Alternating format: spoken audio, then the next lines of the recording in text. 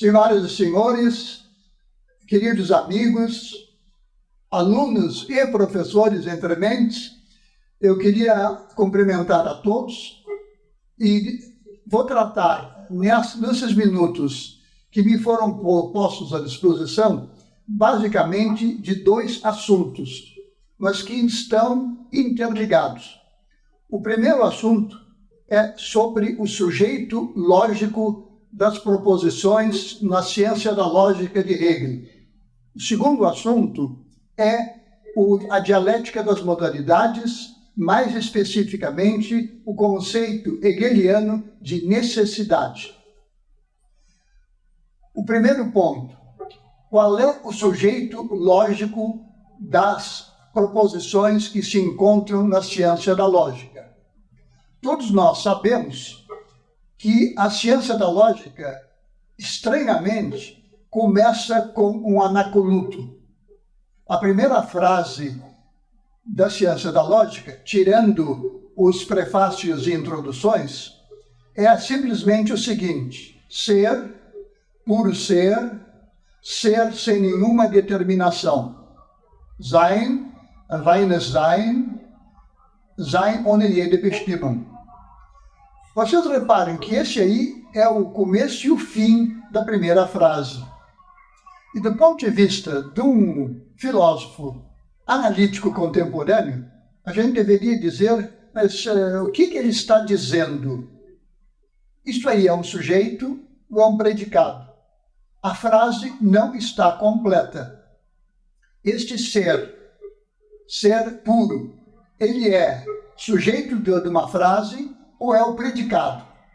Nós sabemos, e sobre isso há unanimidade entre os estudiosos de Hegel, que o ser e todas as demais categorias da ciência da lógica são predicados no sentido contemporâneo da palavra. Fica aí a pergunta: e qual é então o sujeito? O sujeito está oculto, e este sujeito oculto perpassa todas as três partes da ciência da lógica. Então, a gente teria que dizer: X é ser, X é devir, X é nada, X é devir, e assim por diante. A primeira pergunta é: o que é esse X, esse sujeito lógico das proposições da ciência da lógica? E a resposta é clara, está no começo da primeira parte. Com o que se deve fazer o começo da ciência? Como a gente deve fazer o começo da Anfang da ciência? E nesta, a gente pode dizer, introdução, Hegel vai dizer que o cientista, filósofo, para ser crítico, precisa pressupor tudo. Ou melhor, ele não pode pressupor nada. Porque se ele faz um pressuposto inicial, a ciência já de saída perde seu caráter crítico. De sorte que o cientista, para ser um cientista crítico, ele precisa, como desde Descartes nós sabemos, pressupor nada. Nada pode ser pressuposto. E Hegel agora dá o seguinte passo: se nada está sendo pressuposto, nós estamos pressupondo tudo. Então, ao dizer que o sujeito lógico é aquilo que está sendo pressuposto, nós estamos dizendo que o sujeito lógico é tudo que foi pressuposto e tem que ser reposto. É, portanto, a totalidade das coisas possíveis e existentes. Esta totalidade é o sujeito lógico de todas as categorias da ciência da lógica. Tudo que existe, que é possível, e abreviado, tudo é ser, tudo é nada, tudo é devir. Este é o começo da lógica. E o sujeito lógico que está sendo pressuposto é aquele tudo que foi pressuposto. Para a gente ser crítico, tem que pressupor tudo. Só que a gente fica com a obrigação de repor tudo criticamente. E a pergunta vai ser, mas o que significa este repor criticamente? E aí, Hegel não é mais tão claro assim. Nós entramos agora na faixa da interpretação. A gente tem que pressupor tudo, certo? Não, mas tem que repor tudo. O que significa agora repor? Setzen. Este repor significa recolocar na ordem de vida. De sorte que, ao começar sem pressupor nada, nem Hegel, nem nós, estamos querendo fazer uma dedução. O método não é dedutivo. Uma dedução, como Fichte queria fazer, sabidamente deu errado. O eu põe o eu. E com esta proposição que tem sujeito e predicado, Fichte queria fazer toda a ciência. E sabidamente, Fichte não conseguiu, daí as muitas versões iniciais da ciência Wissenschaftslehre, e Hegel e Schelling sabiam disso. Sabiam que a gente não pode tentar fazer uma dedução. Então é preciso pressupor tudo, sim. É preciso repor. Repor como? Por dedução? Não. Se não é por dedução, é por indução, como nas ciências naturais? Também não. Não se trata da indução, de partir de uma série de indivíduos particulares e chegar a um universal. Não é disso que se trata. E aí vem a pergunta, então o que significa este por, o repor, setzen? Pressupor para repor. E eu disse colocar na ordem de vida. E a pergunta que surge imediatamente é, qual é essa ordem de vida? Porque não é qualquer ordem. Eu não posso pegar as categorias da lógica e embaralhá-las como se faz num jogo de baralho, como as cartas de um baralho.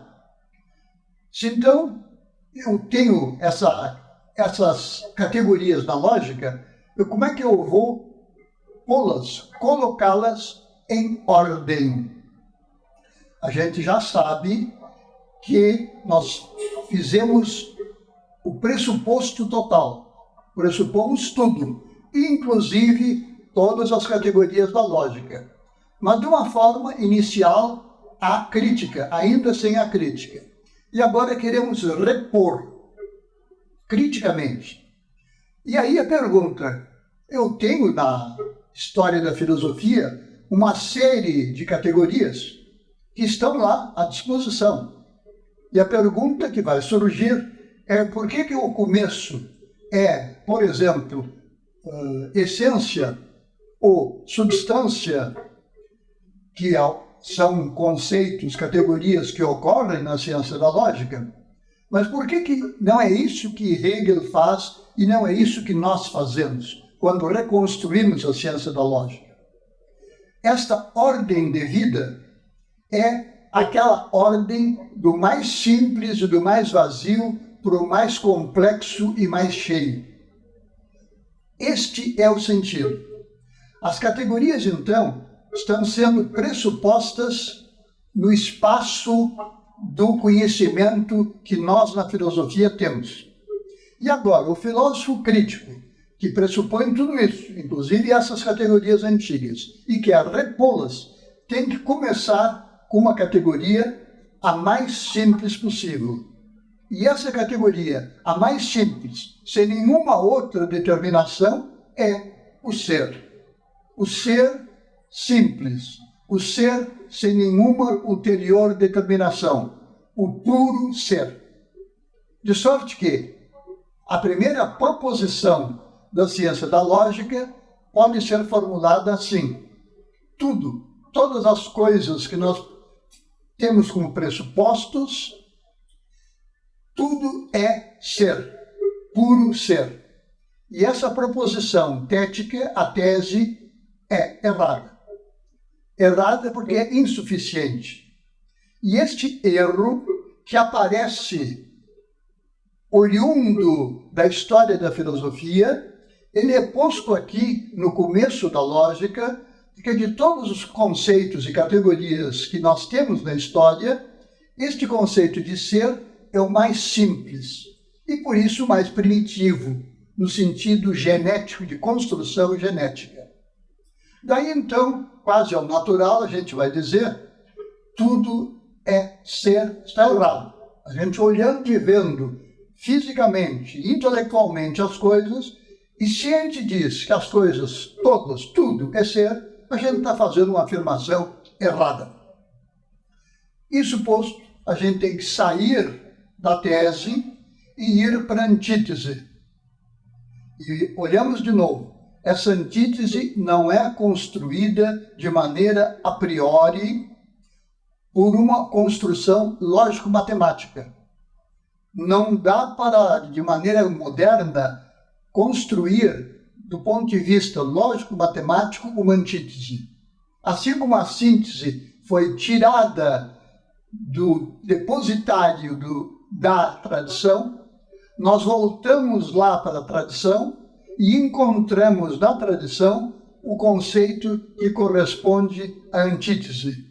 E este conceito é nada, ou nada, nichts. E a segunda frase, a segunda proposição da ciência da lógica é, portanto, tudo, todas as coisas, tudo que foi pressuposto, tudo é nada. E a gente imediatamente percebe que também esta proposição está errada. Ela é, pelo menos, incompleta. E por ser incompleta, está errada. Tese errada, antítese errada. Tudo é ser, tudo é nada. Ambas as proposições, tética e antitéticas, são proposições erradas. Daí, Hegel, novamente, para chegar agora a algo positivo, ele vai construir uma síntese, como fez em toda a sua filosofia. Essa síntese é a conciliação entre tese e antítese. Tese e antítese, enquanto estão separadas uma da outra, estão erradas. Puro ser e puro nada são errados. Por quê? Porque o sujeito lógico pressuposto é tudo é ser, tudo é nada. Mas se isto agora é assim, qual é a proposição verdadeira? A proposição síntese, que resulta da falsidade de tese e antítese. A proposição síntese é um conceito, uma categoria que nós novamente vamos buscar lá no depositório da tradição filosófica. E a gente encontra lá, em Heráclito, a proposição tudo é devir. Panta rei. Tudo está em movimento, em fluxo. De sorte que nós temos, na primeira tríade, o primeiro passo ternário da ciência da lógica, uma tese ser errada, uma antítese nada errada, e uma síntese devir esta agora certa. Este é o esquema primeiro para a compreensão da ciência da lógica, em minha opinião. A gente precisa, para não ficar se perdendo no mar de categorias hegelianas, a gente precisa com clareza saber qual é o sujeito que sempre está sendo pressuposto e está sempre oculto. Nunca é expresso como numa linguagem natural ou como na linguagem da filosofia analítica. Então, o conceito sujeito-predicado é tudo. É aquilo que foi pressuposto e tem que ser reposto. O predicado, no sentido contemporâneo da palavra, o predicado primeiro que nós vamos buscar lá na bacia da tradição é o mais simples, o mais pobre. Tudo é ser, puro ser. A antítese é tudo é nada, um nada vazio que não diz nada. E que também é falso, pois o mundo em que nós estamos não é tudo ser, e não é tudo nada. Daí, então, a gente, na síntese, vai buscar, de novo, um conceito que está lá na tradição e que não pode ser deduzido logicamente. Isso é muito importante. Não há dedução lógico-matemática que consiga fazer isso. Por isso é que as tentativas todas de pegar Hegel e axiomatizar em linguagem lógico-matemática fracassaram. É preciso ter consciência que tese e antítese têm um sujeito lógico oculto. 2, que o predicado, tanto na tese como na antítese, como também na síntese, são categorias, conceitos que a gente retira, vai buscar lá na tradição.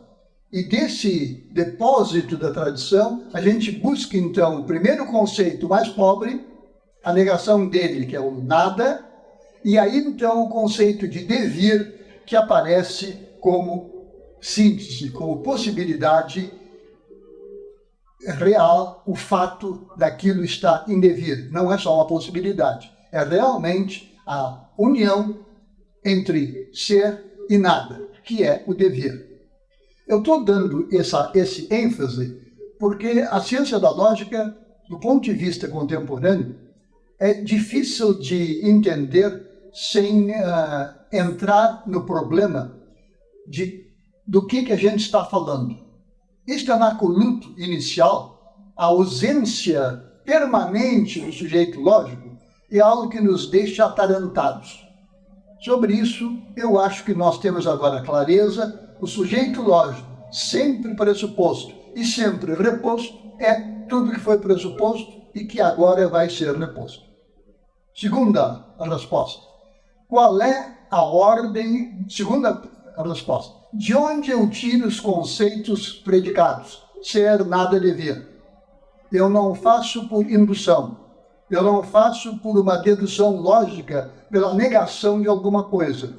Eu faço buscando na tradição o conceito mais pobre, mais simples, que é ser. Quando eu chego ao conceito de nichts, nada, eu não estou fazendo uma operação lógico-matemática contemporânea, até que seria possível neste caso específico. Mas o método de Hegel, e principalmente logo depois, e no restante da dialética, não funciona pela negação lógica, P e não P. Não é assim que funciona. A gente tem um sujeito lógico oculto, vai buscar um predicado tético, vai buscar na tradição um predicado antitético, ambos falsos, e aí então a gente encontra um predicado que a gente busca na tradição, que é o devir. Não houve nunca uma dedução lógica, uma construção lógico-matemática, como a gente hoje em dia talvez tentasse fazer. Eu tentei e percebi que não se consegue. Mas além de eu não conseguir, é muito simples, na continuação da ciência da lógica, se dar conta de que mesmo que isso fosse viável na primeira tríade, logo depois não é mais. Uma segunda coisa importante a esse respeito é aquela ideia da dedução total. Nós sabemos, a partir do começo do século XX, que havia na cabeça dos pensadores a ideia de fazer um princípio lógico do qual a gente pudesse deduzir tudo ou mais, todas as coisas. E, em aritmética, isso foi feito.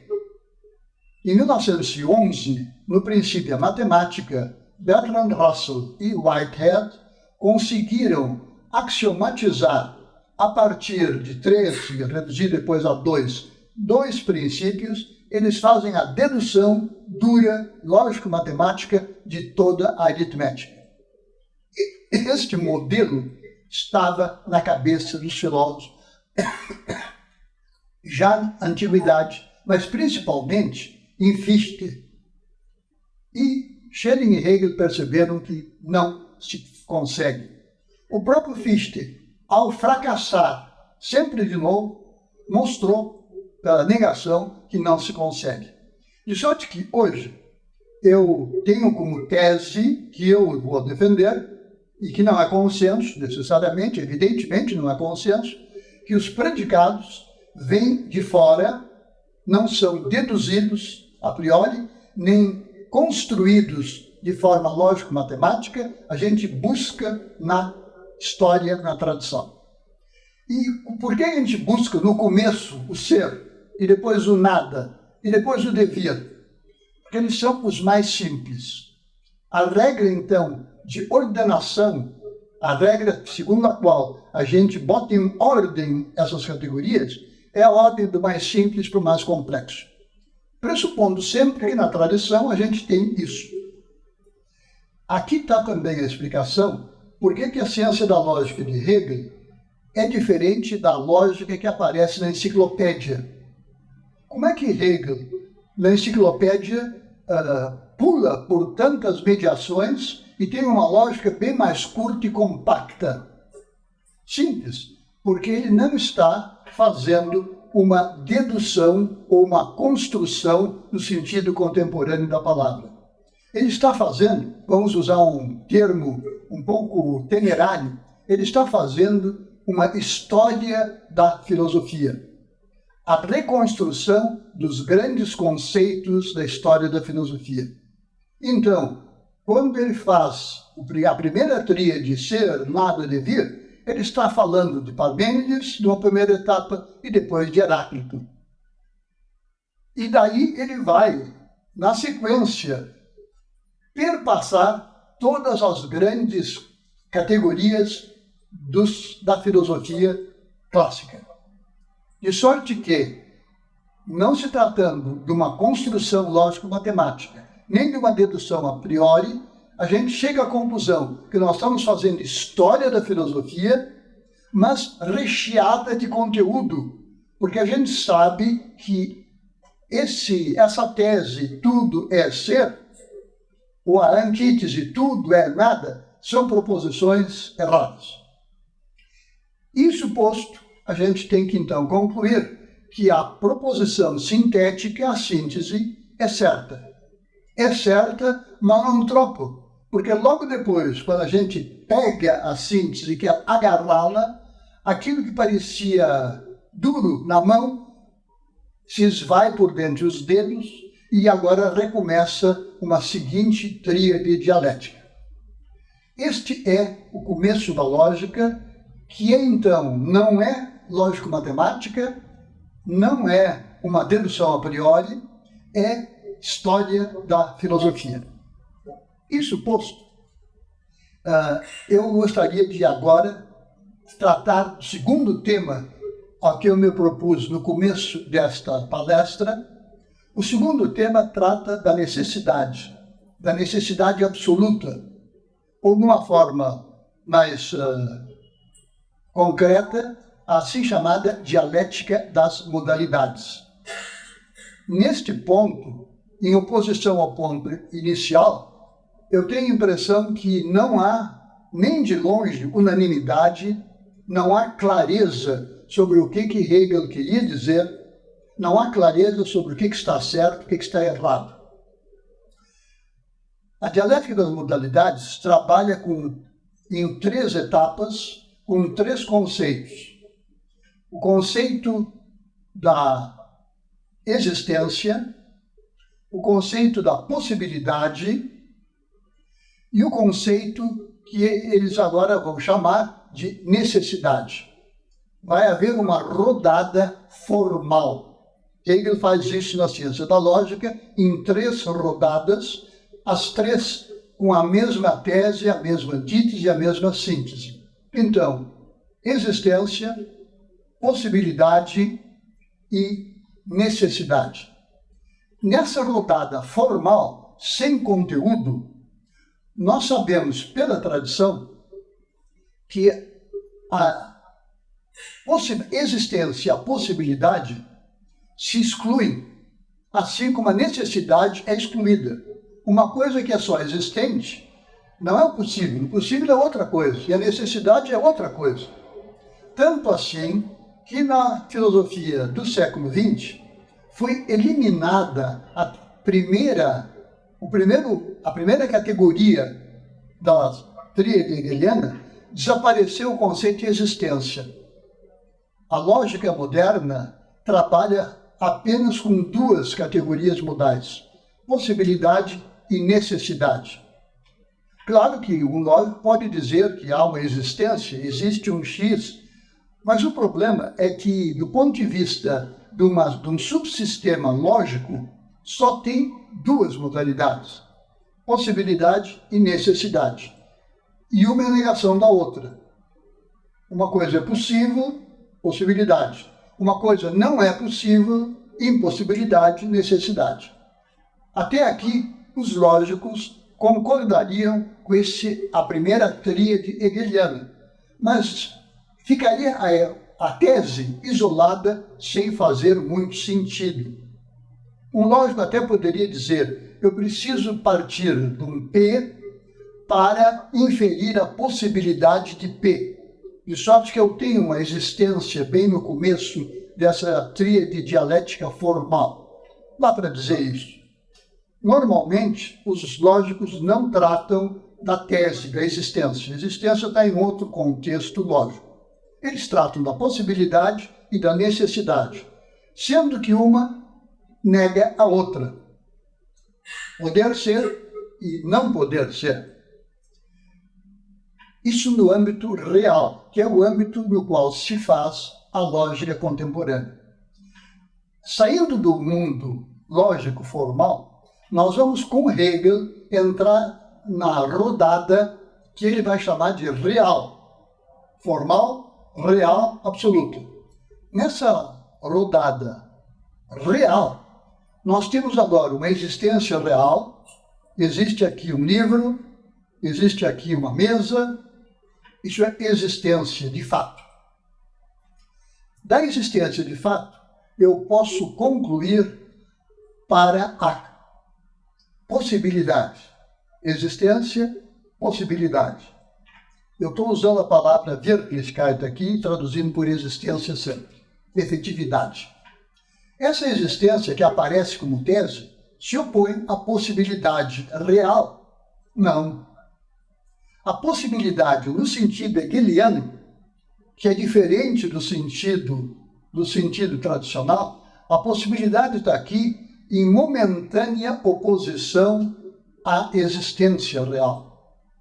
Porque na hora que eu penso a existência real e falo da possibilidade real, eu, querendo ou não querendo, vou entrar no terceiro conceito, terceira categoria. A síntese é aquela existência possível e necessária. O que aconteceu aqui? Qual é a virada que aconteceu da rodada formal para a rodada real? Na rodada real, nós começamos a ter uma forma de imbricar-se as três categorias modais. Tudo que realmente existe, se existe, é uma possibilidade real. Se mesa existe, esta mesa existe de fato. Esta mesa aqui é possível. Se ela fosse impossível, não podia existir. Esta mesa, então, além de ser existente, é possível, realmente possível. Mas ela não é só existente e possível, ela é necessária, porque esta mesa, enquanto existe, não pode não existir. De sorte que aquilo que parecia ser apenas uma possibilidade real, imediatamente se desvela como sendo uma necessidade. Existência real, possibilidade real, necessidade real. A mesa que está aqui existe. Esta mesa que existe é possível, é real. Esta mesa que existe possível, enquanto existe, não pode não existir. Necessidade. Nós temos, então, três conceitos sobre os quais a gente, numa filosofia tradicional, poderia fazer um consenso. Não é mais consenso se a gente começa a circular pelas três categorias, tese, antítese e síntese. Porque, de repente, a gente descobre que esta mesa é, ao mesmo tempo, esta mesa real, que é existente, ela, ao mesmo tempo, sob outro aspecto, ela é uma mesa possível. E essa mesma mesa, sob outro aspecto, pode ser e não pode não ser. Então, eu tenho, de repente, a ligação lógica entre as três categorias. Qualquer coisa existente, de fato, cai na categoria de existência, de possibilidade real e de necessidade. Todas as coisas, inclusive o soprar do vento, que vem e desaparece, enquanto não pode não ser. Esta é a trama triádica da modalidade real. Então nós temos o jogo triádico da possibilidade das três categorias formais. Agora passamos para as três categorias reais e mostramos a unidade delas. E agora passamos para a terceira. A terceira é a rodada do absoluto. E, estranhamente, Hegel, neste caso, não vai especificar tese e antítese. Uma tese errada, uma antítese errada e agora surge síntese. Não. Ele ficou mais simples e mais complicado. Por quê? Porque a gente tem a rodada formal, sobre a qual os lógicos vão se entender, porque não há problema maior. A rodada real, sobre a qual todos concordam, no fundo, mas agora temos a rodada absoluta.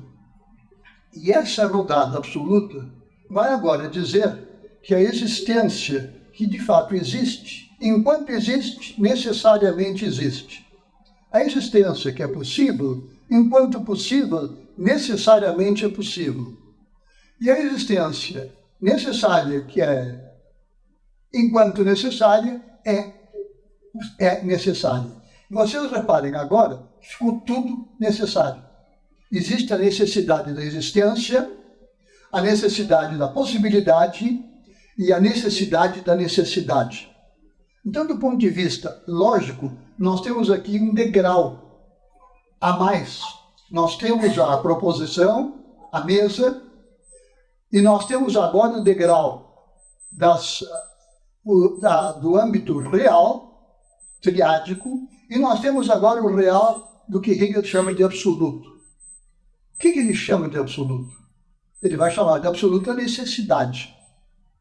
E o grande erro cometido por nós e pelos intérpretes de Hegel foi interpretar essa necessidade de forma errada, de forma incompleta. Porque essa necessidade que aparece aqui, se ela é construída de acordo com as regras hegelianas, ela tem que conter em si, superadas e guardadas, tanto a tese como a antítese. Não existe necessidade absoluta pura. A necessidade absoluta, para ser necessidade absoluta, tem que ter dentro dela, superado e guardado, o elemento da contingência factual, da facticidade e da possibilidade. De sorte que a necessidade absoluta necessariamente tem os dois elementos que constituem tese e antítese. Não existe, então, uma necessidade pura, sem facticidade e sem possibilidade real. Isso em Hegel não existe. E não podia existir pela estrutura que ele fez. Isso existe, sim, em lógica formal. Na primeira etapa da dialética, em que a existência leva à possibilidade, a possibilidade leva à necessidade formal e elas se excluem. Esse tipo de exclusão ocorre apenas quando se está na fase da construção lógico-matemática. Quando a gente passa adiante para o âmbito do real, a gente vê que essa mesa é existente, real, essa mesa é possivelmente possível, real, e essa mesa, enquanto não pode não ser, é, portanto, necessidade.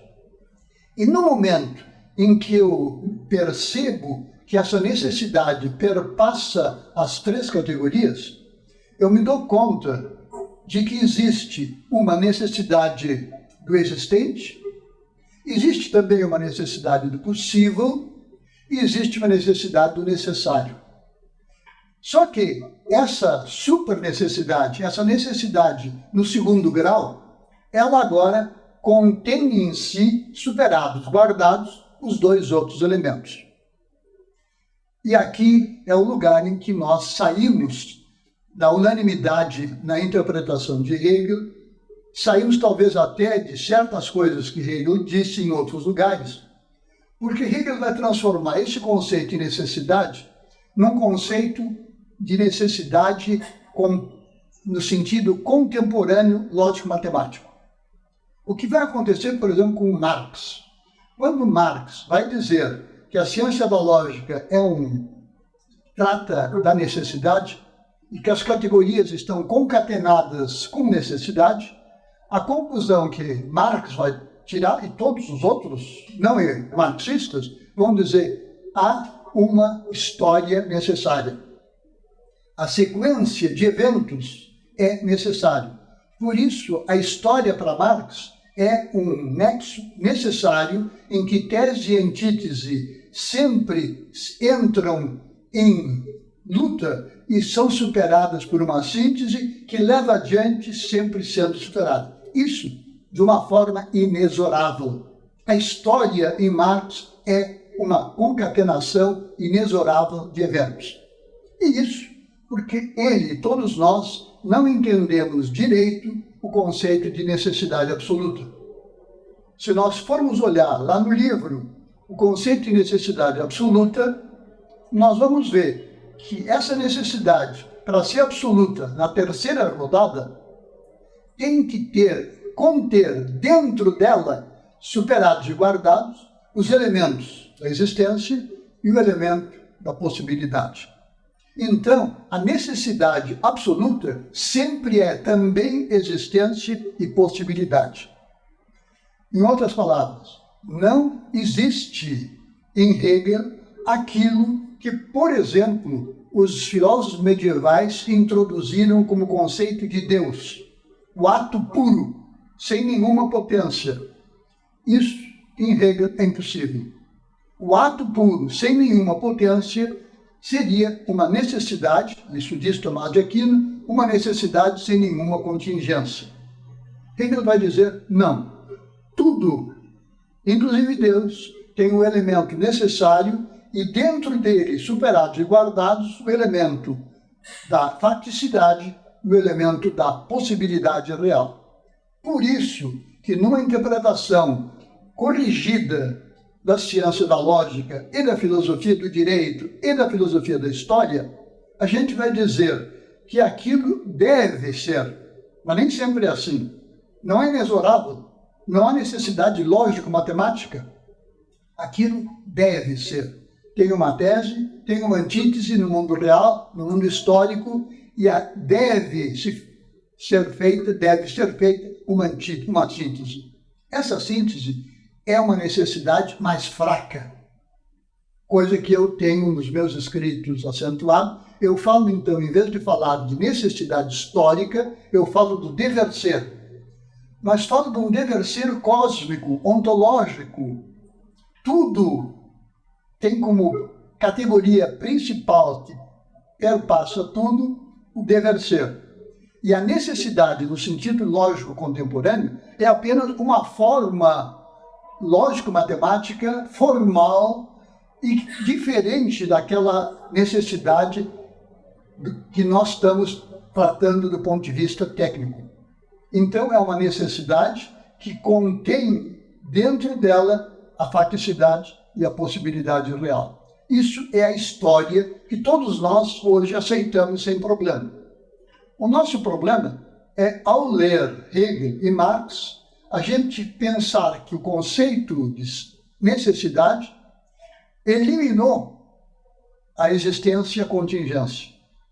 Não, o conceito não é eliminado. Isso não é dialética. Não houve a Aufhebung. É preciso superar, sim, mas sempre guardar também a existência e a contingência. De sorte que este conceito de necessidade absoluta não é a necessidade absoluta de Tomás de Aquino, nem dos lógicos contemporâneos.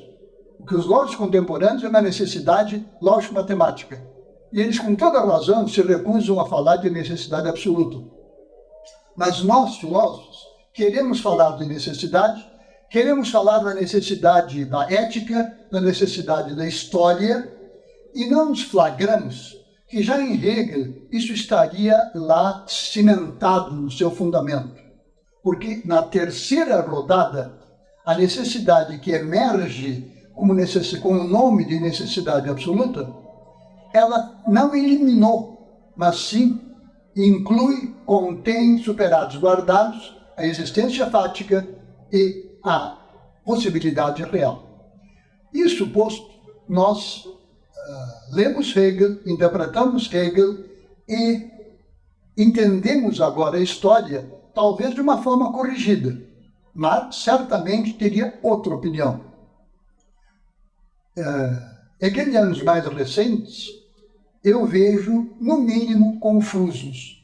Por exemplo, a nossa querida Gwendoline Yartic, num livro específico sobre isso, ela não consegue dizer o que é necessidade absoluta. Um autor recente, em livro relativamente recente. E isso perpassa a nossa história. Então nós ficamos, de um lado, com um marxismo totalitário, necessitário, e de outro lado, sem apoio nenhum num conceito de necessidade mais inteligente.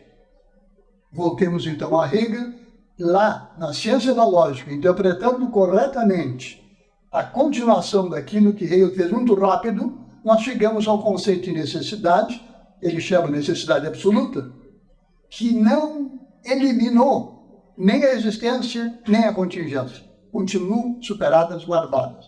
Então, esta mesa, enquanto ela de fato existe, ela necessariamente existe, ela necessariamente pode ser, e eu começo agora a dançar entre as três categorias. E essa necessidade da existência, a necessidade da contingência e a necessidade da necessidade, esta é a supernecessidade. E houve, inclusive, um velho professor meu, há mais de 50 anos atrás, que escreveu um artigo que ninguém mais leu, em que ele fala de um conceito, um superconceito de necessidade. Ele percebeu esse problema e introduziu, então, o conceito de Super-Über-Notwendigkeit. Ele percebeu que havia uma rodada mais. Só que ele não levou adiante e ninguém mais levou adiante. E eu agora quero, hoje, com vocês, recuperar esse texto hegeliano e essa interpretação, que inclusive foi mencionada pelo Brugger, que é, inclusive, o autor daquele dicionário filosófico que todos conhecem. Brugger já indicou isso. O dia devia ser assim. Eu escancaradamente digo que necessidade, em filosofia, é primeiramente dever ser. É uma possibilidade que contém a facticidade e a possibilidade, e não exclui. Ao passo que, na filosofia contemporânea, nós assumimos o ponto de vista lógico-matemático e achamos que possibilidade e necessidade se excluem. Uma é definida pela outra. Isto não pode ser feito. Quando a gente faz isso, a gente entra num beco sem saída. E a minha proposta hoje foi de mostrar como a gente pode sair deste beco. Tem saída. Muito obrigado pela atenção.